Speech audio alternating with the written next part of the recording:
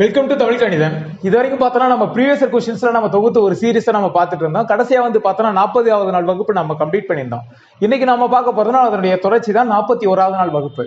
லாஸ்டா வந்து பார்த்தோம்னா சிம்பிளிஃபிகேஷன் டாபிக்ல நம்ம பார்த்தோம். ஸோ அதனுடைய கண்டினியூ தான் நம்ம பார்க்க போகிறோம். ஓகேங்களா?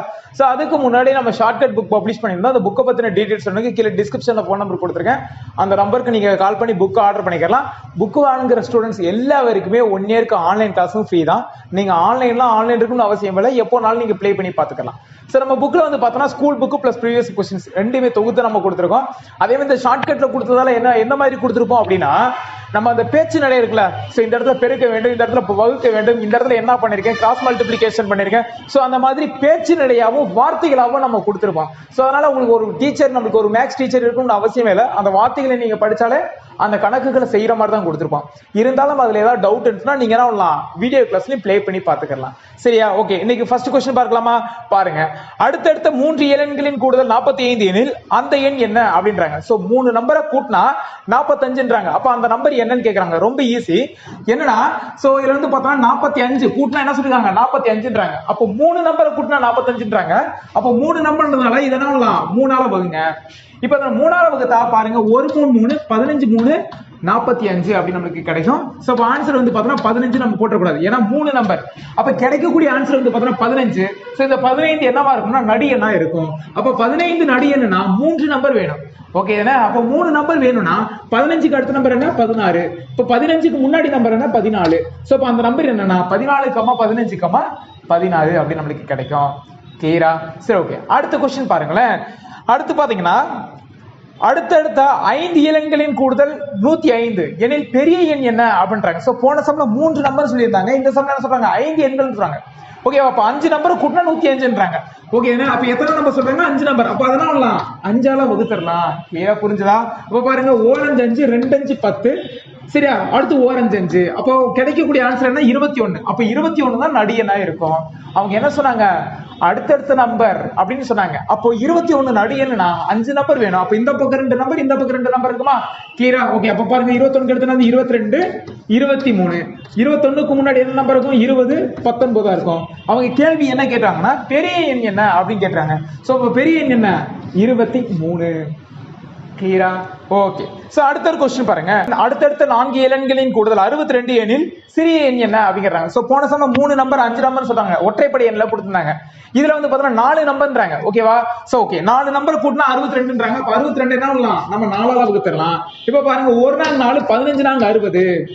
சோ மீதியால இருக்கு 2 இருக்கும். ஓகேவா? நல்லா புரிஞ்சுக்கணும் ஒரு விஷயம். இப்போ A B C இந்த 3 நம்பர் இருக்குன்னு வச்சுக்குவோம். இதுல நடி எண் என்னன்னு கேட்டா எது நடி எண், B ன்னு சொல்லிடுவீங்க. இப்ப D நான் சேர்த்தனா இப்ப நடி எண் என்ன, B யும் D யும். ஓகேங்களா? B யும் D யும் தான் இதுல நடி எண் அப்படின்னு சொல்லுவீங்க. ஓகேங்களா? அப்ப பாருங்க, இரட்டைப்படையா இருந்துச்சுன்னா 2 நடி எண் கிடைக்கும், ஒற்றைப்படையா இருந்துச்சுன்னா 1 நடி எண் தான் கிடைக்கும். அப்ப இது இரட்டைப்படை எண், அப்ப 2 நடி எண் கிடைக்கும். அப்ப இதை வகுக்கும் பொழுது 15 வந்துச்சு, மீதி 2 வந்துச்சு, அதெல்லாம் விட்டுருங்க. அப்போ 15 அடுத்த நம்பர் 16 அப்படி நம்ம எடுத்துக்கோங்க, இரட்டைப்படை எண்ன்றதால. கிளியரா? இப்ப 2 நடி எண் கண்டுபிடிச்சேன். இப்ப 4 நம்பர் சொல்றாங்க. அப்ப 15க்கு அடுத்த நம்பர் என்ன, 17. 16க்கு அடுத்த நம்பர் 17. 15க்கு முன்னாடி நம்பர் என்ன, 14. இப்ப கேள்வி என்ன கேட்டுறாங்க, அதுல சிறிய எண் என்ன அப்படின்றாங்க. அப்ப சிறிய எண் என்ன, 14. கிளியரா புரிஞ்சதா? சரி, ஓகே. அடுத்த ஒரு क्वेश्चन பாருங்களேன். 100 பவர் 10 எத்தனை பூஜ்ஜியங்கள் உள்ளன அப்படின்றாங்க. ஓகேங்களா? அப்ப அதாவது 100 பவர் 10 இதுல எத்தனை பூஜ்ஜியங்கள் இருக்கும் அப்படின்னு கேக்குறாங்க. ரொம்ப ஈஸி, நல்லா ஒரு விஷயம் புரிஞ்சுக்கணும். இப்போ 10 ஸ்கொயர் எப்படி எழுதலாம், 100 நம்ம எழுதுவோம். ஓகேனா? 10 கியூப், சரி 10 கியூப் எப்படி எழுதலாம், 1000 நம்ம எழுதுவோம். ஓகேவா? அதே இது 10 கியூப், சரியா? சரி 100 ஸ்கொயர் எப்படி எழுதலாம், 10,000 அப்படி நம்ம எழுதுவோம். ஓகே, அதே 100 கியூப் எப்படி எழுதலாம்னா 1 போட்டு 1 2 3 4 5 இன்னொரு 0 சேர்க்கணும், 6 0 நம்ம போடணும். எப்படி சார் அப்படின்னா பாருங்களேன், இங்க ஒரு 0 இருந்துச்சு, பவர் 2 இருந்துச்சு. அப்போ ஒரு 0வை நம்ம 2 தடவை போட்டுக்கோம். இங்க ஒரு 0 இருந்துச்சு, பவர் 3 இருந்துச்சு. அப்போ ஒரு 0வை நம்ம 3 தடவை போட்டுக்கோம். அதே மாதிரி பாருங்க, இங்க 2 0 இருக்கு, 2 0 பவர் 2னா 2 0வை 2 தடவை போடணும். ஓகேனா? 2 0வை 2 தடவை போடணும். பாருங்க, ஓகேவா? அதே மாதிரி பாருங்க, இங்க 2 0, இங்க கியூப் இருந்துச்சா, அப்ப 2 0வை 3 தடவை போடணும். ஓகே பாருங்க, 1 2 3. கிளியரா? சோ அதே மாதிரி இங்க 2 0 இருக்கு, அடுத்து நான் 10 இருக்கு. அப்ப 2 0வை 10 தடவை போடணும். அப்ப 2 0வை 10 தடவை போட்டா அதுல உள்ள பூஜ்ஜியங்களின் எண்ணிக்கை என்னவா இருக்கும், 20 இருக்கும். கிளியரா புரிஞ்சதா? அடுத்த क्वेश्चन பாருங்க, என்ன கொடுக்குறாங்கன்னா -1/1/6 into minus 1 power 7 into minus 1 power 8 divided by minus 1 cube into minus 1 power 5 அப்படின்னு கொடுத்துறாங்க. இதை சுருக்குங்க அப்படின்னு கேட்டுறாங்க. அப்ப நல்லா கவனிச்சுங்க, ஒரு வேல்யூ உள்ள மைனஸா இருந்து அடுக்கு இரட்டைப்படையா இருந்துச்சுன்னா இதை நம்ம பவர் பண்ணும்போது பிளஸ்ஸா மாறும். அதே இது ஒரு வேல்யூ மைனஸா இருந்து அடுக்கு ஒற்றைப்படையா என்ன இருந்துச்சுன்னா வரக்கூடிய ஆன்சர் மைனஸா கிடைக்கும். கிளியர் தானே? அப்ப பாருங்க 1 பவர் 6 என்ன 1 தான். சோ இங்க என்னது அடுக்கு இரட்டைப்படை, அப்போ பிளஸ் 1 நம்மளுக்கு வந்துடும். கிளியரா புரிஞ்சுதா? ஓகே, அடுத்து இன்ட் இருக்கு. அடுத்து பாருங்க 1 பவர் 7 அளவு 1 தான். ஆனா இங்க மைனஸ் இருக்கிறதால இங்க ஒற்றைப்படை என்ன இருக்கு, அப்ப ஒற்றைப்படை என்ன மைனஸா பெருக்கும்போது என்ன மைனஸ் 1 அப்படின்னு நம்மளுக்கு கிடைக்கும். கிளியரா? அடுத்து இன்ட் minus 1 power 8 இங்க இரட்டைப்படை எண், அப்ப பிளஸ் 1 கிடைக்கும். டிவைடட் பை இங்க பாருங்க ஒற்றைப்படை எண், அப்போ என்ன கிடைக்கும் மைனஸ் 1 கிடைக்கும். இன்ட் இங்க ஒற்றைப்படை எண், அங்க என்ன கிடைக்கும் மைனஸ் 1 கிடைக்கும். கிளியரா? இப்ப பாருங்க மைனஸ் இன்டு மைனஸ் என்ன ஆகும் பிளஸ்ஸா மாறிடும். அப்ப கீழே 1 தான். அதே மாதிரி 1 இன்டு 1 இன்டு 1 என்ன கிடைக்கும் 1 இன்டு 1 1 தான். 1 இன்டு மைனஸ் 1 என்ன மைனஸ் 1 கிடைக்கும். அப்ப ஆன்சர் என்னன்னா மைனஸ் 1. கிளியரா புரிஞ்சுதா? சரி, ஓகே. அடுத்த क्वेश्चन பாருங்க. இந்த क्वेश्चन அடிக்கடி கேட்ட क्वेश्चन தான். என்னன்னா 3 power x plus 2 equal to 3 power x plus 216 எனில் x இன் மதிப்பு என்ன அப்படின்னு கேக்குறாங்க. கிளியரா? இப்போ பாருங்க இந்த 3 பவர் x இந்த சைடு கொண்டு வந்துடலாமா? அப்ப பாருங்க 3 பவர் x plus 2 இந்த 3 பவர் x இந்த பக்கம் சொன்னாங்க மைனஸ் 3 பவர் x வரும் equal to 216 கிடைக்கும். கிளியரா? இப்போ பாருங்க இதுலயும் 3 பவர் x இருக்கு, இதுலயும் 3 பவர் x இருக்கு. ஓகேவா? இது எப்படி எழுதிக்கலாம் 3 பவர் x சரி 3 பவர் x into 3 ஸ்கொயர் எழுதிக்கலாம்ல. ஏன்னா அடிமான சமமா இருந்துச்சுன்னா அடுக்குகளை கூட்டிக் கொள்ள வேண்டும். சோ அந்த கான்செப்ட் தான் நான் பிரிச்சிருக்கேன் நான். ஓகேவா? அடுத்து மைனஸ் 3 பவர் x இருக்கு ஈக்குவல் டு 216 இருக்கு. இப்போ பாருங்க இங்கேயும் 3 பவர் x இருக்கு, இங்கேயும் 3 பவர் x இருக்கு. ரெண்டுலயும் 3 பவர் x வெளிய எடுத்துலாமா? அப்ப 3 பவர் x bracket இதுல என்ன இருக்கும் 3 பவர் x வெளிய எடுத்தா 3 ஸ்கொயர் தான் இருக்கும். 3 ஸ்கொயர் அளவு 9. அடுத்த நாளுக்கு மைனஸ் இது 3 பவர் x வெளிய எடுத்தாச்சு. அப்ப என்ன கிடைக்கும் 1 ன்னு கிடைக்கும் ஈக்குவல் டு 216. கிளியரா? ஓகே. இப்போ பாருங்க 3 பவர் x 9ல 1 போச்சுனால 8 ன்னு கிடைக்கும். சரியா? இந்த 8 இது வந்து 8 ஆயிருமா? 8 இங்க போச்சுனா ஆகும் வகுத்தல் ஆயிருமா? அப்ப 3 பவர் x 216 டிவைடட் பை 8 படிக்கலாமா? பாருங்க 1 8 2 8 16 மீதி 5 இங்க 7 8 56 கிடைக்கும். அப்போ 3 பவர் x என்ன 27. இப்போ இங்கேயும் 3 பவர் சரி 27. ஓகேவா? இங்க 3 பவர் இருக்கு. அப்ப இது என்ன பண்ணலாம் 3 எடுக்க நாம மாத்திக்கலாம். சரி 27 எப்படி எழுதிக்கலாம் 3 பவர் x இங்க எழுதிக்கிறேன் 3 power x equal to 3 cube அப்படி நம்ம எழுதிக்கலாம். இப்ப அடிமான சமம் அடுக்குகள் சமம். ஓகே, அடிமான சமம்னா அது அடுக்குகள் சமம். அப்ப x ஈக்குவல் என்ன 3 அப்படி நமக்கு கிடைக்கும். கிளியரா? ஓகே. சோ அடுத்த ஒரு क्वेश्चन பாருங்க. அடிக்கடி 2018ல கேட்ட மாடல் தான் இப்ப கேட்க போறோம். அந்த பார் வச்சு கொடுப்பாங்களா? சோ அந்த மாதிரி மாடல் நம்ம எப்படி பண்ணலாம் அப்படின்னு நம்ம பார்ப்போம். இந்த क्वेश्चन பாருங்க b by q வடிவில் எழுதுக அப்படின்னு கொடுத்துறாங்க. ஃபர்ஸ்ட் क्वेश्चन வந்து பார்த்தா 0.24 பார் அப்படின்னு கொடுத்துறாங்க.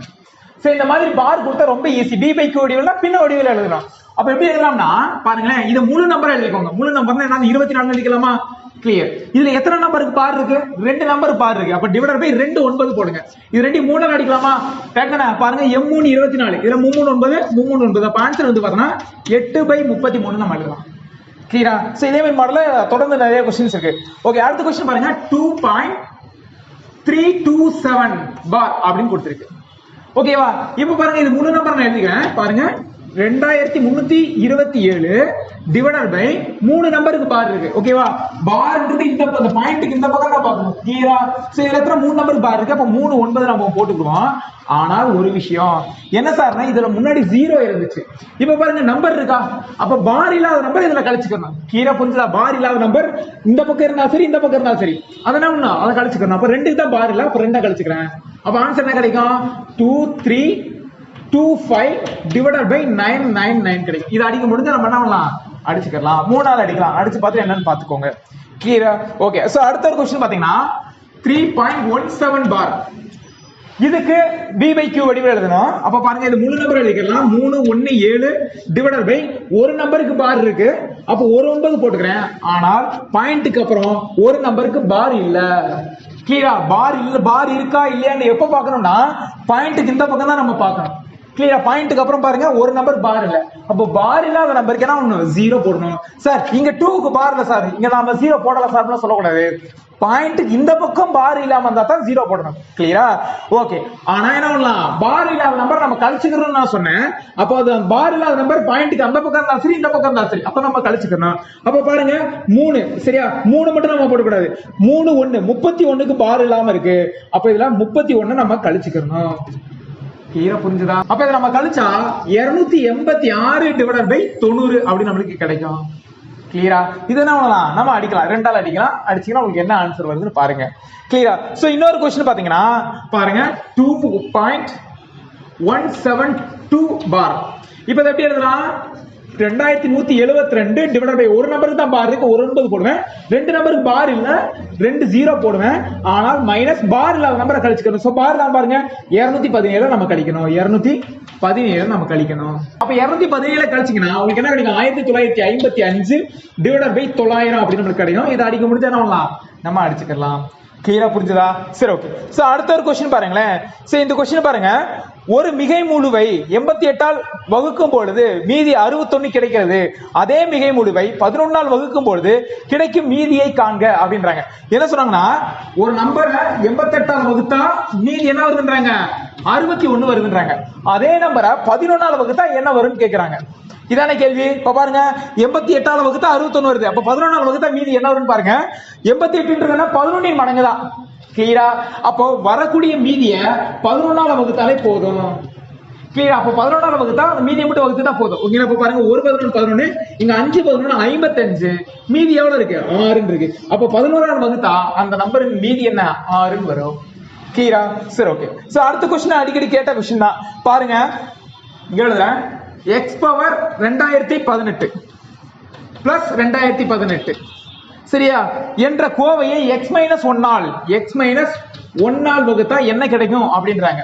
சரியா? மீதி என்ன வரும்னு கேக்குறாங்க. x மைனஸ் 1 ஆல் வகுத்தா மீதி என்ன வரும்ன்றாங்க. அப்ப இந்த x மைனஸ் 1 என்ன, x மைனஸ் 1 ஈக்குவல் டு 0 வச்சுக்கணும். அப்ப x இஸ் ஈக்குவல் டு என்ன, இந்த 1 அந்த போச்சுனா பிளஸ் 1 மாறிடும்.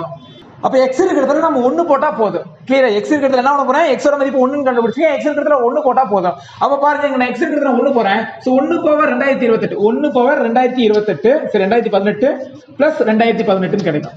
அப்போ 1 2018 பண்ணீங்கன்னா 1 பவர் 2018 என்ன 1 தான். அப்போ 1 பிளஸ் 2018, சோ இத கூட்டினா என்ன கிடைக்கும், 2019 அப்படி நமக்கு கிடைக்கும். சோ அப்ப அதனுடைய மீதி வந்து பார்த்தா 2019 அப்படி நமக்கு கிடைக்கும். சரியா? சோ இந்த மாதிரி நம்ம தொடர்ந்து ஷார்ட்கட் நிறைய போட்டுட்டு இருக்கோம். சோ மேக்ஸ் தெரியலனாலும் பரவாயில்ல, தொடர்ந்து ஃபாலோ பண்ணுங்க. ரொம்ப ஈஸியா மேக்ஸை நம்ம கத்துக்கலாம். சோ இதே மாதிரி நிறைய ஸ்டூடெண்ட்ஸ் மேக்ஸ் கடினம் நிறைய பேர் ஃபீல் பண்றாங்க. சோ அந்த மாதிரி மாணவர்கள் இருந்தாங்கன்னா அவங்களும் ஷேர் பண்ணுங்க, அவங்களும் பார்க்க வைங்க. ஓகே, நாளைக்கு இதனுடைய தொடர்ச்சியை நம்ம பார்க்கலாம். Thank you so much.